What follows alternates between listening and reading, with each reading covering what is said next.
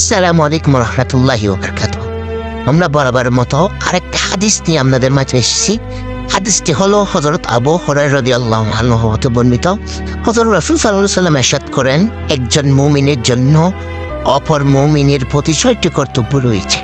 6টি কর্তব্য রয়েছে, তার মধ্যে প্রথম নম্বর হচ্ছে যখন সে রোগাক্রান্ত হবে তখন তার সেবা করবে। 2 নম্বর হলো যখন সে মৃত্যুবরণ করবে তখন তার জানাজায় উপস্থিত হবে। 3 নম্বর হলো যখন সে আহ্বান করবে তখন সাড়া দেবে। 4 নম্বর হলো যখন তার সাথে সাক্ষাৎ হবে তখন তাকে সালাম দেবে।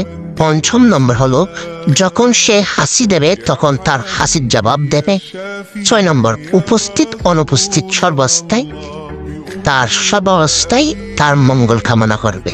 হাদিসটি ইমাম নাসাই রাহিমাহুল্লাহ হাদিসটি বর্ণনা করেছেন।